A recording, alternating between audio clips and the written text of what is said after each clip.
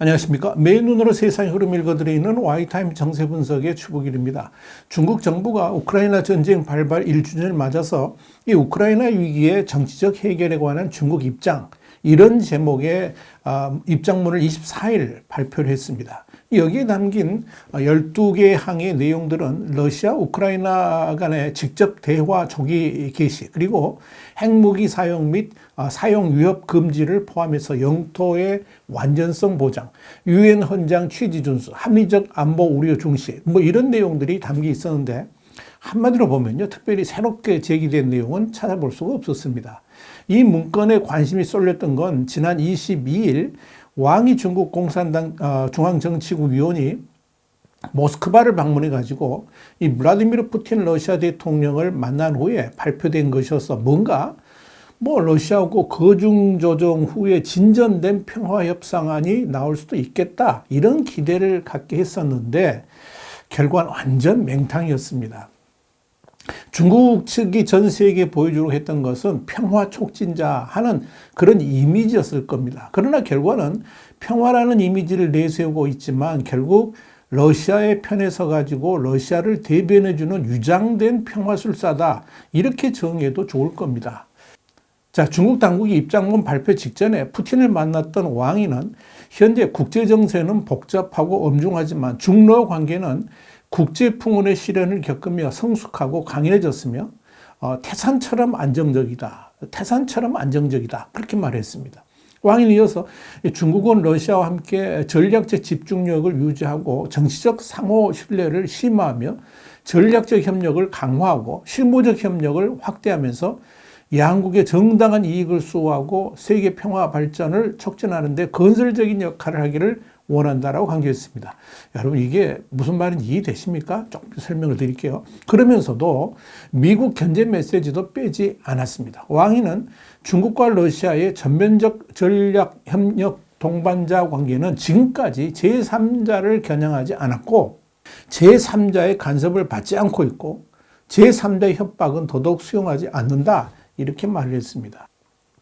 원래 왕위는 외교 현장에서 현란한 언변 그리고 제스처로 포장하는 특기를 가졌습니다만 이날도 도대체 앞뒤도 맞지 않는 그런 화려한 수서만 펼쳐놓았지 실속 있는 알맹이는 전혀 보이질 않았습니다. 더불어 현실을 회피하고 왜곡하는 솜씨는 여전히 대단했습니다. 그런데 24일 발표된 중국 외교부 입장문 역시 러시아하고 유럽 사이에 교묘한 줄타기를 시도하는 내용들만 넘쳐났습니다. 우선 중국은 이 국제사회는 화해를 권유하고 협상을 촉진하는 올바른 방향을 견지해서 분쟁 당사국이 하루빨리 위기를 정치적으로 해결할 물꼬를 트도록 도와서 이 협상 재개의 여건과 발판을 마련해야 된다 그랬습니다. 그러면서 중국이 평화 촉진자임을 과시하려고 애를 썼습니다. 또 핵무기를 사용해서는 안 되고 핵전쟁은 해서는 안 된다 그러면서 핵무기 사용 및 사용 위협에 반대해야 된다라고 밝혔습니다. 이 역시 이 유럽 사회를 겨냥한 축파였다라고 볼 수 있습니다. 그러면서도 중국은 유엔 안전보장이사회의 권한 위임을 거치지 않은 모든 형태의 독자 제재에 반대한다 그랬습니다. 그러면서 이 미국과 유럽의 대러시아 석유 금수 같은 제재 중단을 촉구한 겁니다. 이건 반대로 완전히 러시아 입장에서 중국이 편을 들었다고 볼 수 있죠. 어쩌면 그런 제재 대상에 중국도 포함될 수 있다는 측면에서 선수를 쳤다라고도 봐도 좋을 겁니다. 그러나 이 우크라이나 전쟁을 눈앞에 둔 중국의 기본적 입장은 한 번도 러시아 편에서 벗어나 본 적이 없습니다. 말로는 우크라이나 전쟁에 대해서 중립 기조를 유지한다고 했지만 실질적 행동은 여전히 러시아 편에 서가지고 후방 지원을 마다하지 않고 있는 태도를 보이고 있다, 이렇게 볼 수 있습니다. 또한 중국은 러시아의 침공에 대한 비판, 또 우크라이나에서의 러시아군 철수 요구 등을 한 번도 해본 적도 없고 이번에도 그 내용을 담지 않았습니다. 또 우크라이나 전쟁이라는 표현 대신에 우크라이나 위기라는 표현을 사용하고 있습니다. 이는 철저하게 러시아 입장에서 러시아를 두둔하려고 하는 중국의 속내를 그대로 드러냈다라고 평가할 수 있겠죠. 이런 중국의 태도에 대한 평가는 러시아의 외무부의 성명으로도 또렷이 확인할 수가 있습니다. 마리아 자하로바 러시아 외무부 대변인은 이날 우크라이나 사태를 평화적 수단으로 해결하는 데 기여하고자 하는 중국의 진지한 바람을 높게 평가한다고 밝혔습니다. 또 러시아는 이번 사태 그리고 유엔 헌장과 국제법에 대한 중국의 관점에 동의한다 그러면서 유엔 안전보장이사회가 승인하지 않은 모든 제재를 불법적인 것으로 간주한다라고 말했습니다.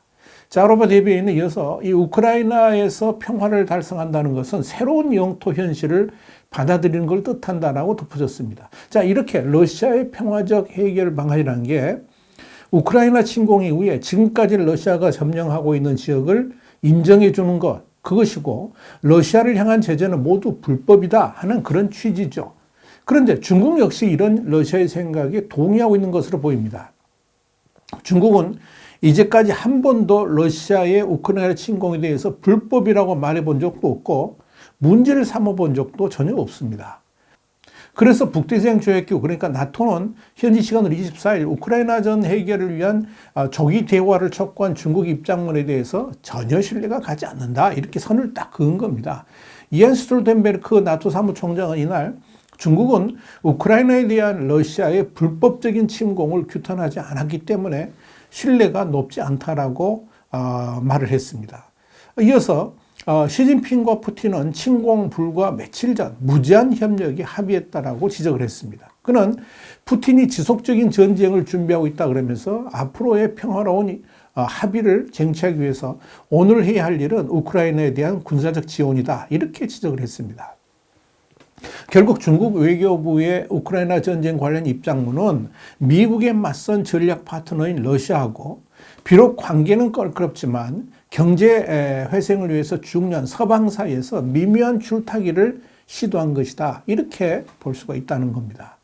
왕의 표현 그대로 중러 관계는 태산처럼 안정적이라는 기조를 버리지 않으면서도 유럽과 등을 지고 싶지는 않은 그런 중국 외교의 딜레마를 그대로 보여준 것이다. 이렇게 말씀드릴 수 있을 겁니다.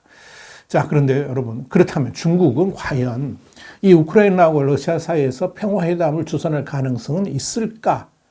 여러분, 결론부터 말씀드리자면 전혀 없습니다.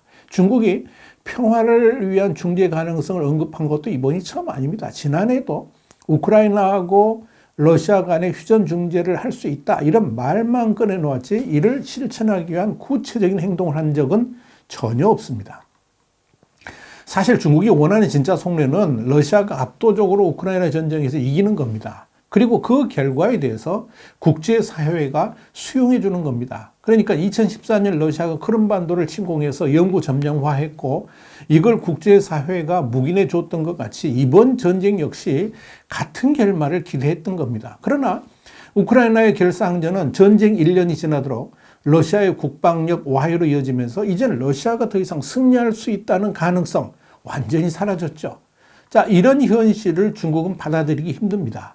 당장 강력한 힘을 가진 러시아가 있어야지 미국이라는 유일 강대국하고 맞짱 뜰 수 있는 여지가 생기게 되는데 이 러시아의 국력이 쇠하해지면 앞으로 미국과의 패권 전쟁에서 모든 화살을 오롯이 중국 홀로 맞아야 됩니다. 이건 중국에게는 최악의 시나리오입니다.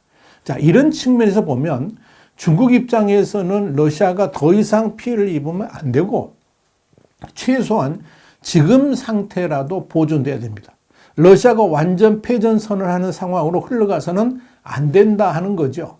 그렇기 때문에 중국이 원하는 평화협상 방안은 사실 러시아가 원하는 현 점령지를 러시아 영토로 인정해 주면서 전쟁을 끝내는 겁니다. 아마도 그런 휴전안을 푸틴이 왕에게 전달했을 가능성도 있습니다. 그러나 그런 휴전안을 중국은 결코 꺼내놓지 못할 겁니다. 그 후폭풍을 중국이 감당하기 힘들 것이기 때문에 그렇습니다. 자, 결론적으로 중국은 우크라이나와 러시아 사이에 중재를 서지 않을 겁니다. 아니, 못할 겁니다. 이유는 간단합니다. 중국이 그 해결책에 대한 답을 가지고 있지 않기 때문이죠.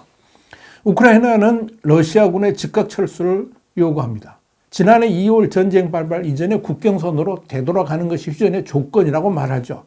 그런데 중국이 그런 우크라이나 요구를 수용해서 러시아에게 말할 가능성 1도 없습니다. 그렇다고 러시아 안을 우크라이나에 들이밀 자신도 없습니다. 애초부터 불가능한 말을 훅 던져넣는 무책임한 중재를 하겠다고 나선 것입니다. 그런데 여러분, 이 중국이 이 시점에 러시아 무기 지원설이라든지 평화 추진론을 꺼내던 이유는 과연 뭘까요? 한마디로 미국과 정찰 풍선 때문에 뒤틀어져 있고 또 수세적 국면의 대반전을 위해서다, 이렇게 볼 수가 있습니다. 동시에 유럽 사회에 중국의 존재감을 부각시키면서 중국 배제라고 하는 그 디커플링을 가로막고 유대를 유지하려고 하는 속셈이 묻어있다라고 정리할 수 있을 겁니다. 그러나 중국의 이중성 있는 외교적 수사에 서방 세계는 결코 넘어가지 않을 겁니다.